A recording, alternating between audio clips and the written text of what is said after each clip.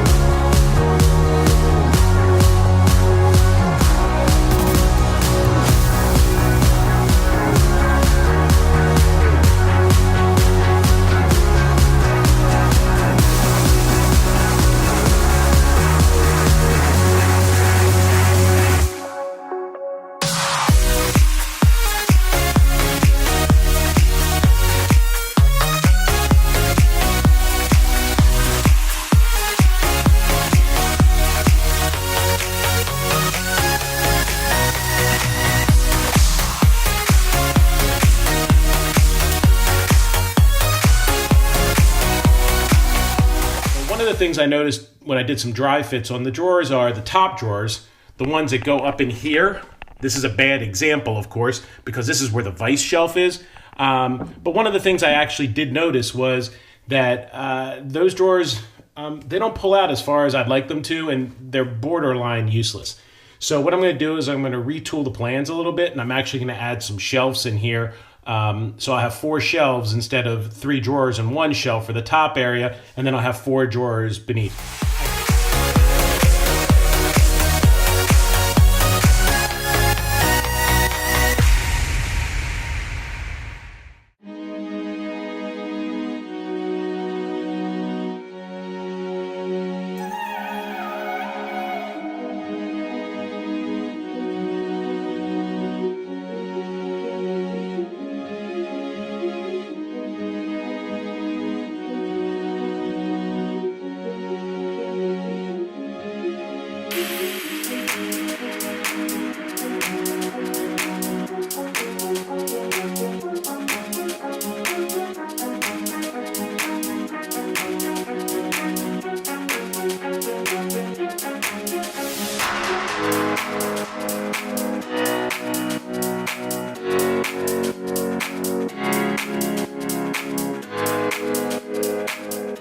We're going to slow it down, give you a couple skates this time, alright? So it's not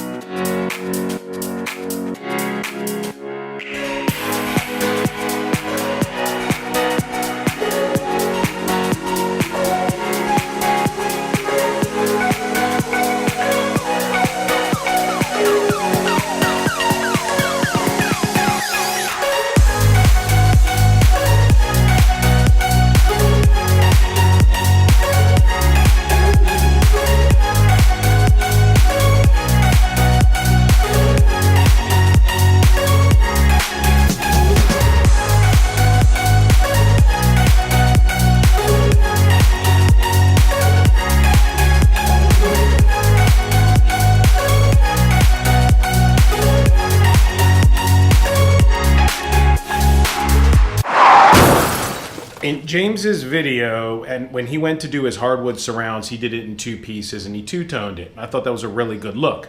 I'm doing the same thing. We've got oak, red oak, which the top of the table is made of, and sapele.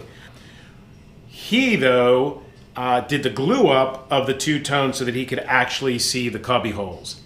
I didn't do that. I've got a solid piece. We're going to mark the top of the table with a combination square and then transfer those measurements down. Then go ahead, use a hole saw, and see if I can't center it up just right. And yeah, then I'll finish the rest out with my trim router and a flush cut bit. We hope. That's the plan.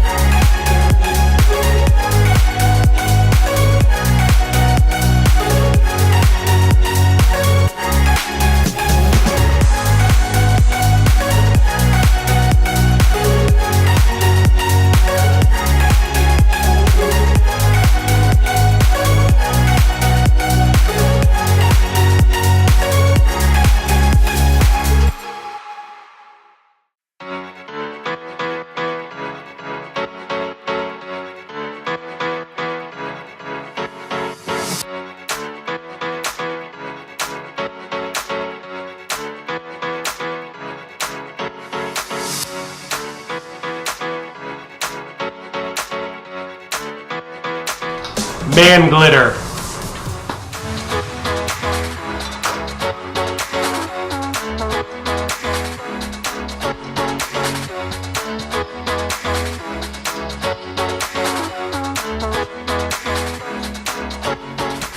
This may not be the smartest way for me to do this. I know in the video James actually flips the table over. I don't have any help to do that, so we're going to see if we can't jerry-rig this and make this work. It's probably going to be just as accurate, but I'm probably going to spend 10 times the amount of time.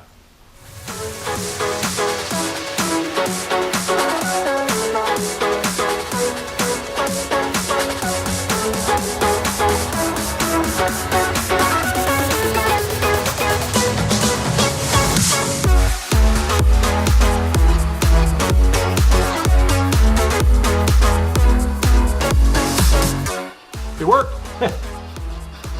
I'll be darned.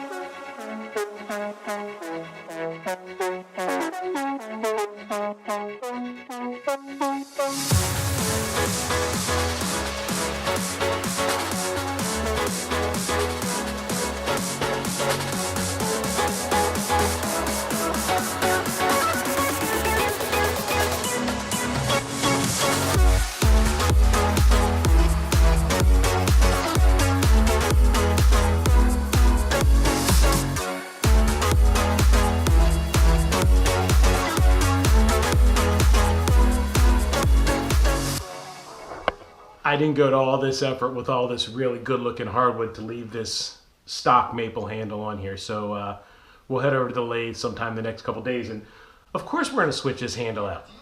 But it works.